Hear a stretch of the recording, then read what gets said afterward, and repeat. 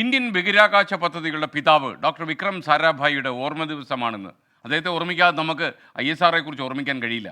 ചന്ദ്രയാൻ 3 അതുപോലെ ആദിത്യ L1 ഇതൊക്കെ വിജയിക്കുമ്പോൾ ISROയ്ക്ക് തുടക്കമിട്ട ആ മഹാനുഭാവൻ്റെ ജീവിതത്തെക്കുറിച്ച് നമുക്ക് ഈ ദിവസം ഓർമ്മിക്കാതിരിക്കാൻ പറ്റുമോ?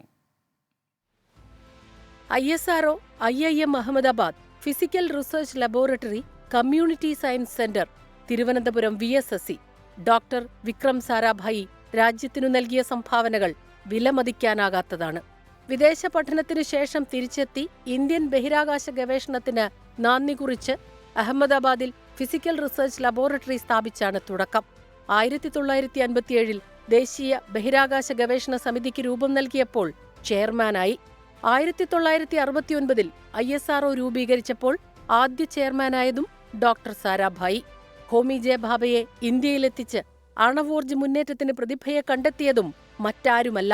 തുമ്പയിൽ രാജ്യത്തെ ആദ്യ റോക്കറ്റ് വിക്ഷേപണ കേന്ദ്രം സ്ഥാപിക്കുന്നതിന് മുൻനിരയിൽ തന്നെയുണ്ടായിരുന്നു ഡോക്ടർ സാരാഭായി. 1963 നവംബർ 21 ആദ്യ റോക്കറ്റ് വിക്ഷേപണത്തിന് നേതൃത്വം വഹിച്ചു.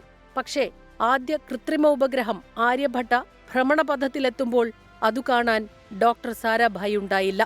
1971 ഡിസംബർ 30 കോവളത്തെ തന്റെ പ്രിയപ്പെട്ട ഹാൽസിയോൺ ഹോട്ടലിലെ മുറിയിൽ ഡോക്ടർ വിക്രം സാരാഭായി അന്ത്യശ്വാസം വലിച്ച വാർത്ത ഞെട്ടലോടെയാണ് രാജ്യം കേട്ടത്.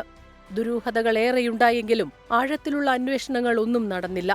പത്മഭൂഷണും മരണാനന്തര ബഹുമതിയായി പത്മവിഭൂഷണും നൽകി രാജ്യം ആദരിച്ചു. ചന്ദ്രയാൻ 3 ലാൻഡറിന് വിക്രം എന്ന് പേരിട്ടത് വിക്രം സാരാഭായിയുടെ ബഹുമാനാർത്ഥമാണ്.